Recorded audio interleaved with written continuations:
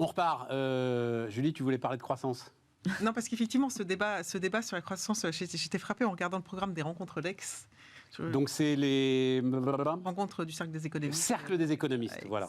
Où les sommités du débat économique national qui se réunissent début juillet. Et on a un thème qui s'appelle croissance soutenable, a-t-on vraiment le choix? Ouais. Ce qui est intéressant, qu'on pose encore la question en termes de choix, c'est-à-dire que effectivement le débat il est plus qu'urgent sur la croissance et on voit bien en fait comment à partir du moment où on dit en fait je suis pour la croissance, attention je suis pas un décroissant, ce qui est le réflexe de beaucoup de dirigeants qui veulent surtout rester dans le camp de la croissance. En fait c'est un sujet qui cristallise totalement les opinions.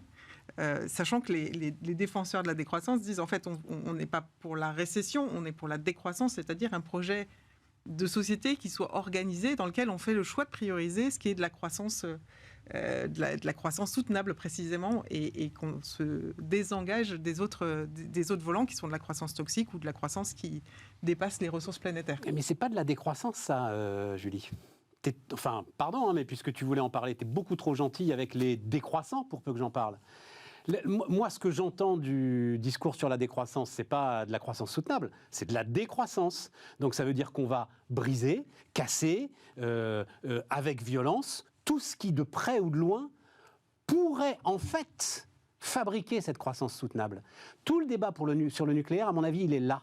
C'est-à-dire que le sujet du nucléaire pour l'ensemble des décroissances, c'est que ce pourrait être l'une des solutions pour maintenir en fait un rythme de croissance, mais qui soit un rythme de croissance soutenable.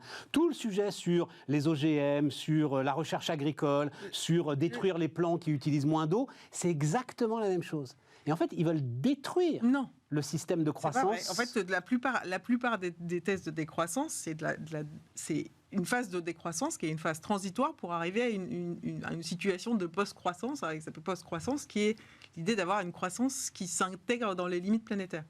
Mais effectivement, le sujet, c'est est-ce que tu as besoin de casser à un moment la dynamique de croissance? Et la réalité des chiffres fait que oui, tu vois comment il faut infléchir la courbe. C'est-à-dire qu'on y arrive aujourd'hui pas du tout. Le découplage, il ne marche pas dans les conditions qu'on voudrait faire marcher. On n'y arrive pas. Julie, je ne vais pas rentrer dans un débat chiffré qu'en plus je maîtrise mal, mais j'ai vu beaucoup de courbes qui montraient quand même le découplage très très clair entre la production et le carbone. Non, et ce que conteste fortement Jean-Marc Jancovici, et pourtant affirme... Mais non, pas tous.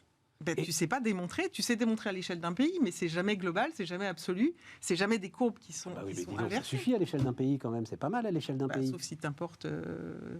non, c'est toujours le carbone importé est toujours pris en compte dans l'ensemble de ces calculs. Donc voilà, c'est parce qu'on enlève le carbone importé qu'on arrive à cette divergence entre le PIB et l'intensité carbone. Qu'on sait le faire de manière pérenne et de manière absolue. Et en fait, toutes ces... je trouve que la difficulté, c'est qu'aujourd'hui, on n'est plus capable de voir ce dialogue croissance-décroissance. On a les tenants de la croissance, les tenants de la décroissance, et qu'en fait, il n'y a plus de dialogue. Non, je suis d'accord avec toi, c'est hystérique. Donc ça, c'est devenu... ça, c'est triste, et c'est très pénible. Si le MEDEF pouvait reprendre ce débat-là, effectivement, ça serait formidable, et qu'en dehors de quelques...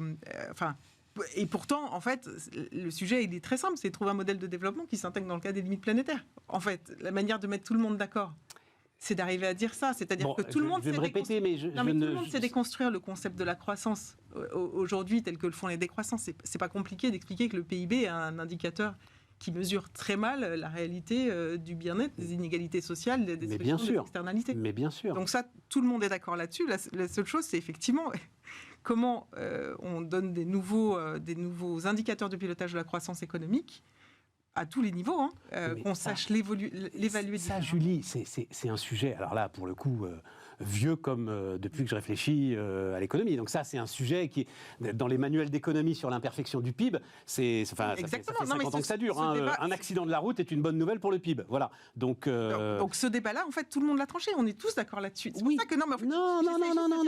Il y a une différence entre... essayer, tu sais, c'est l'indice du bonheur, etc.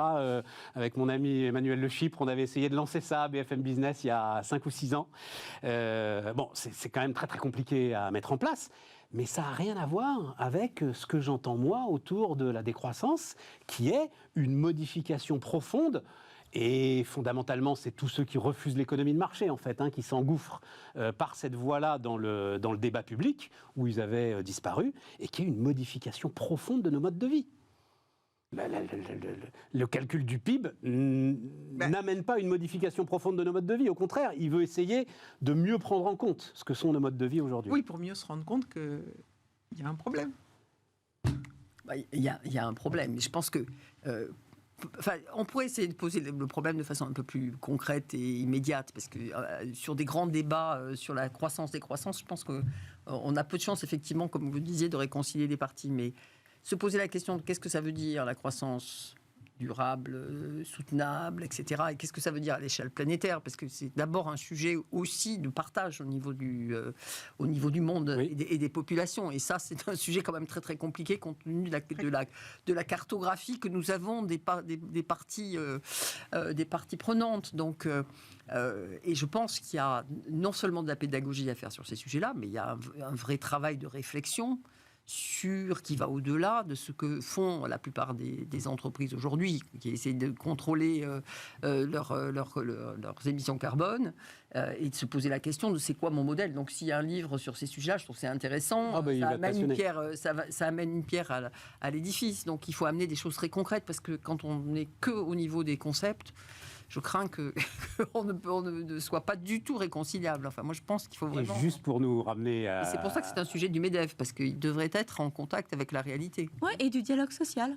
Alors justement, ce qu'explique Christopher Guérin, c'est que pour mettre en place ce modèle, donc lui, il appelle E-Cube ou E3, enfin, etc. et tout, faut revenir à des méthodes de micromanagement des années 90. Ah bah oui, t'as pas le choix, dit-il.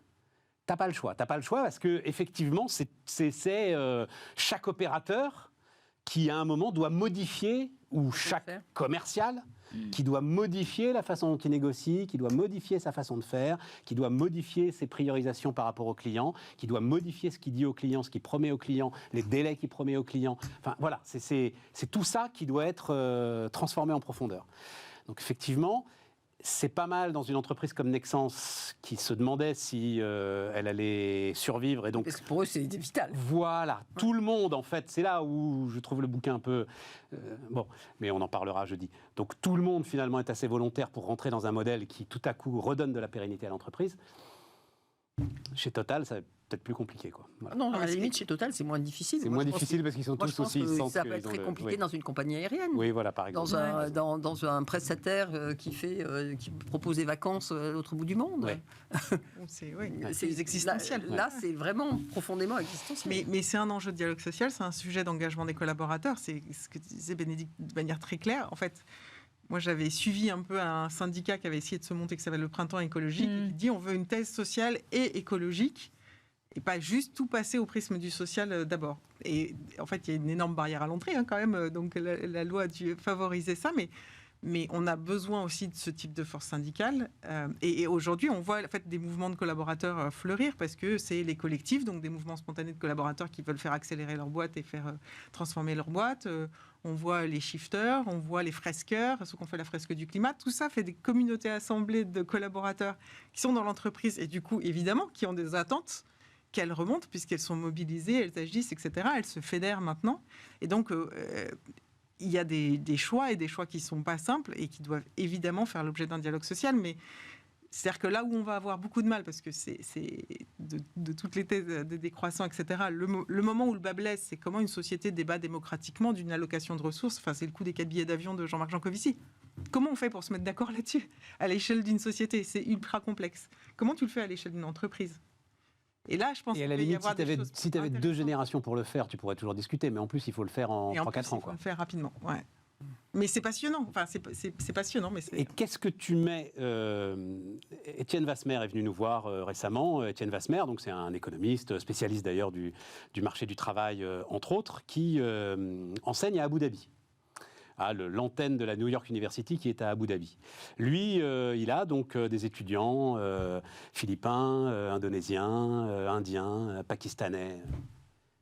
Il le dit comme ça, hein, Julie, donc ils s'en foutent, mais comme de l'an 40. Voilà. Eux, leur sujet, c'est de croître. Eux, leur sujet, c'est de se développer. Je ne sais pas si tu as vu cette vidéo qui était assez spectaculaire d'un paysan au Kenya. Il était avec son outil et il parle comme ça et il dit « Et vous voulez me priver du fossil fuel pour un jour pouvoir labourer mon champ plus rapidement, etc. Mais jamais de la vie.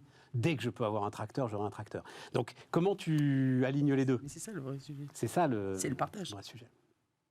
Tu te demandes, il faut qu'on fasse plus.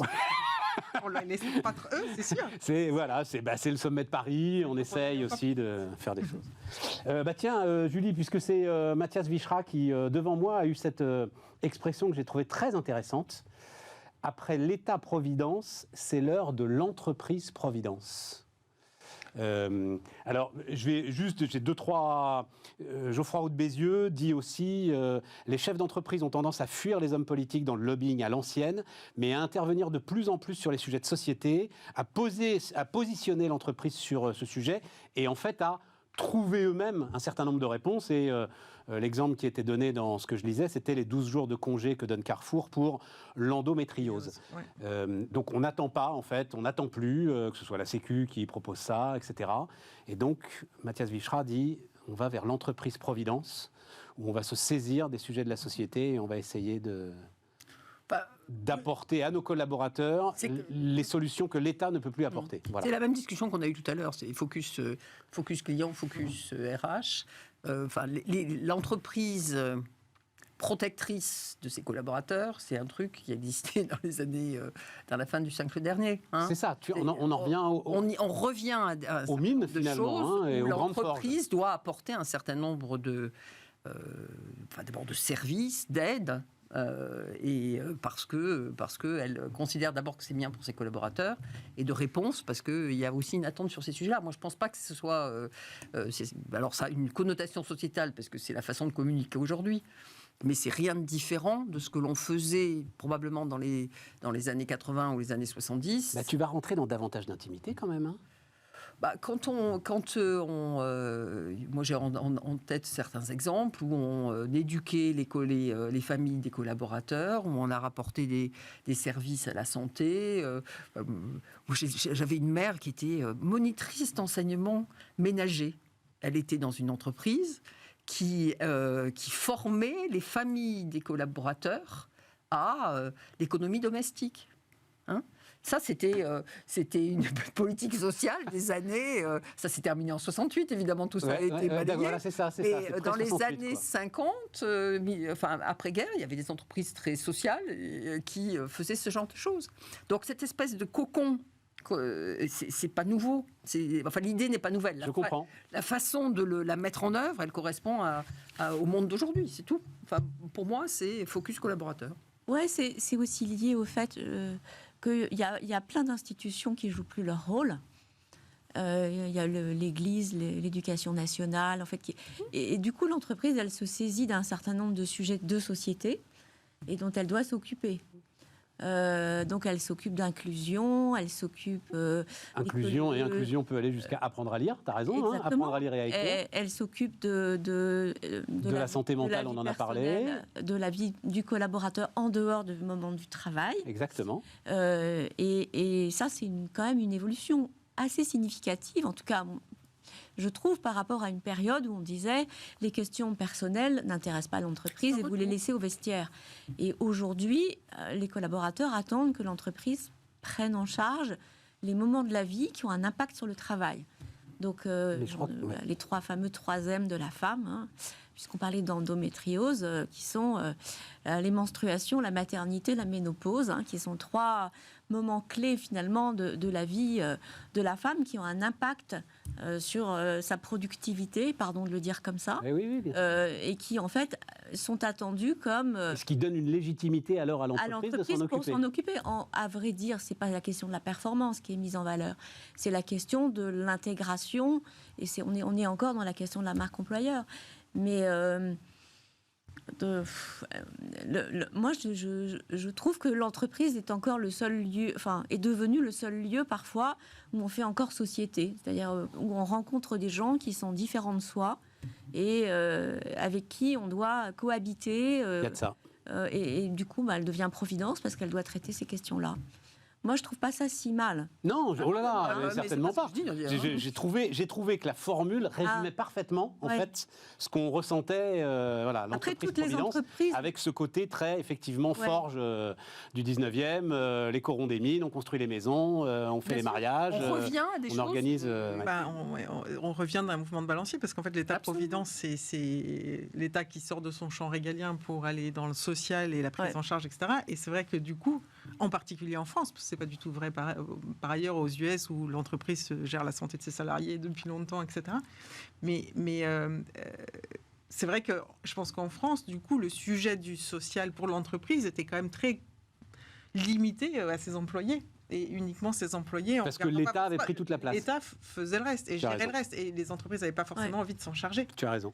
Et c'est vrai que là, ce qui change, je pense, c'est à la fois l'appauvrissement de l'État. L'appauvrissement de l'État qui a moins de moyens pour gérer ses politiques sociales d'un côté, et puis le fait que les entreprises ont ces sujets aussi de recrutement, de fidélisation, et des sujets de performance. C'est-à-dire que nouveau rapport au travail, si tu veux des femmes, plus de femmes qui travaillent, tu as aussi des nouveaux sujets à traiter. Donc, tout ça est assez logique et c'est vrai qu'on se dit ces trois sujets, à part la maternité qui est quand même où on était obligé de quitter le bureau pour aller accoucher à un moment donné, mais les autres c'était des invisibles quoi, c'est des sujets qui n'existaient pas on a toutes vécu sans jamais en parler. Ça, dans mon monde des médias, j'en ai connu quand même qui ont fait ça de manière spectaculaire, hein. C'est à peine si elles se sont absentées pour accoucher. Maternité. Oui, oui, très, très spectaculaire. Je pensais que tu parlais du vrai. Trop spectaculaire. Moi aussi, je me dis non. Je parlais de la maternité. Françoise, parce que le temps tourne très vite. Assemblée générale.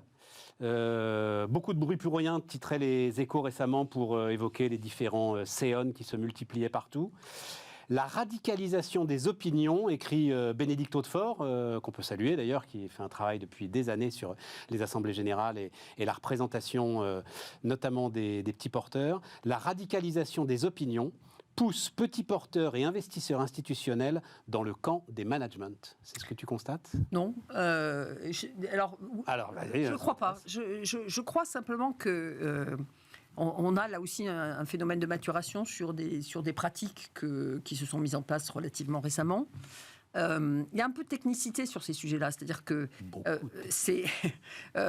CONP, le travail qui compte, c'est le travail en amont de l'Assemblée générale, hein, et le fait qu'il ne se passe pas grand-chose à l'Assemblée générale, finalement, ça prouve que le travail amont, il a fonctionné, donc on va se rappeler ça. Le fait qu'on ait des scores sur un certain nombre de sujets qui ne soient pas des scores staliniens, c'est normal, et moi, je n'ai pas de problème avec ça, parce que la compliance, ça ne veut pas dire sticker des box sur tous les sujets de façon indépendante de la situation de l'entreprise et des circonstances qui font qu'à un moment donné, un conseil d'administration peut prendre une décision qui ne va pas strictement cocher les cases ou les normes qui sont imposées par un certain nombre de codes extérieurs. Et la soft law, elle a cet intérêt qui est que comply ou explain. Et c'est ça l'intérêt. On est sur des sujets qui sont pas... où on ne peut pas mettre toutes les entreprises, toutes les situations strictement au cordeau. C'est pour ça qu'on est dans la soft law. Et du coup, il faut donner la possibilité d'expliquer pourquoi on n'est pas compliant. Et dans ces cas-là, on peut ne pas avoir un vote à 95%. Et alors hein, si on passe, on passe. Et c'est ça le sujet. Et je pense que il faut effectivement que petit à petit se explain, on se le réapproprie, hein, parce que on voit trop de... et aujourd'hui, ne pas prendre effectivement 55, 60%, etc. pour une défaite. Non, c'est l'entreprise qui affirme un point de vue d'une certaine manière. Absolument. Voilà. Et on est droit dans ses bottes, on explique. Ouais. Ça passe pas très bien, mais c'est pas un sujet en tant que tel. Après, c'est très différent sur le sujet des rémunérations et le sujet du climat, parce que je pense que c'est vraiment des problématiques qui rentrent pas dans les mêmes cases. Et il faut se méfier du rôle des intermédiaires dans ces sujets-là. C'est-à-dire que sur les votes des assemblées générales, il y a des agences de vote, des proxys. C'est pas les gens qui investissent qui votent. Donc, quand on dit c'est les petits porteurs qui prennent des décisions, non, c'est des structures de compliance des... Moins vrai aux États-Unis quand même. Alors, les oui, petits porteurs ont un rôle un peu les plus grands investisseurs, les BlackRock, machin, etc. Ils ont des armées de gens qui cochent les cases. Absolument. Et qui sont déterminants sur ces sujets. Alors, ça ne veut pas dire qu'on n'est pas capable d'expliquer et de modifier leur rôle, mais de temps en temps, c'est quand même un peu... il faut être strictement... Bon, donc, on est un peu loin... Enfin, je pense que le travail... Non, mais donc ça veut dire que tu retires de tout ça un débat légitime, sain, et qui permet à l'entreprise d'affirmer ses principes. Et de devoir communiquer. Et c'est quand même ça qui est important. Oui, tout à fait. Vous avez un commentaire là-dessus, mesdames? Bon, bah alors à ce moment-là, juste on termine. Alors à ce moment-là, c'est moi qui vais terminer sur juste un petit mot autour des retraites quand même, parce que c'est quand même un peu fou. Mais il nous reste 3 minutes, donc voilà. Donc en un quart de page, je ne sais pas si on va le voir d'ailleurs, hein, le corps exécute 3 mois de débat. Non, la réforme n'est pas injuste, ni pour les plus pauvres, ni pour les femmes. Voilà. Point à la ligne. Alors, le rapport du corps, il est largement disponible, hein, et puis surtout, il y a une synthèse, il fait 400 pages, je crois. Il y a une synthèse qui est très bien faite, vous lirez ça vous-même. Quand est-ce qu'on réforme le corps ? Non, mais comme instant, ce qui ne sert à rien, c'est quand même, ça se pose là. Mais tu te rends compte, un quart de page, c'est là. Alors, je vous le montre, je ne sais pas si on peut le voir d'ailleurs. C'est un quart de page qui dit, non, ça passe pas du tout, qui montre en 2 tableaux que, non, c'est les plus riches qui vont payer plus cher et les moins riches vont payer moins, et que c'est un peu moins ce qu'on savait tous, hein, quand on se penchait sur le truc, c'est un peu moins déséquilibré pour les femmes que l'actuel système. Mais encore une fois, tu en fais cette lecture, Sophie Binet en fait une autre lecture qui... Ah ben non, c'est écrit noir sur blanc. Non, mais je te jure. Alors il faudrait mes lunettes de vieux pour que je puisse te lire, mais... Tu vois, en fait, cette instance qui serait extraordinairement précieuse... Il ressort de ses analyses. Donc c'est Génération 66. Il ressort de ses analyses que la Génération 66 verrait sa pension cumulée diminuer de 1% avec la réforme, les femmes étant un peu moins touchées que les hommes, ensuite, et que les plus hauts revenus un peu plus touchés que les plus bas revenus. Non, mais ce qui est terrible, c'est comment on produit ces rapports où personne n'est d'accord sur le constat au point de départ, alors que c'est la seule instance qui est censée faire un diagnostic partagé sur la situation des retraites. Toutes les lectures, tout le monde était perdu, tout le monde a essayé de lire le rapport et de comprendre. Il y avait autant de gens qui disaient le rapport du corps dit qu'il y a un problème, et d'autres qui disaient qu'il n'y en avait pas. Non, il y a un problème sur l'équilibre financier.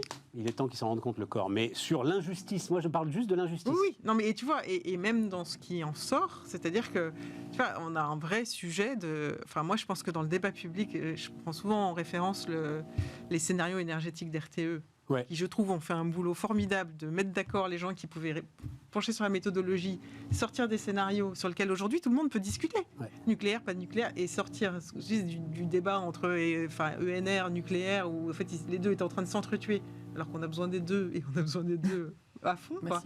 Massivement, plus de la sobriété. Mais au moins, ce rapport, je trouve qu'il a apaisé le débat public. Il nous a permis de débattre sur une base de faits très solide. Et si on avait la même chose sur les retraites, je pense que ça serait utile sur les retraites et sur tous les sujets d'ailleurs dont on doit discuter. Puisqu'on parlait d'Orange tout à l'heure. Mais alors on a 20 secondes. Ah, alors j'ai pas le temps. Allez le lire, c'est ce que dit le corps d'ailleurs. Franchement, allez lire la synthèse. Je ne vois pas où est-ce qu'on pourra trouver, je l'ai lu, la synthèse, je ne vois pas où est-ce qu'on pourra trouver de quoi nourrir l'injustice de la réforme, qui n'est pas l'équilibre financier, mais ça on le savait, mais l'injustice de la réforme, non. Au contraire, d'ailleurs, ça. Au contraire. Merci, mesdames.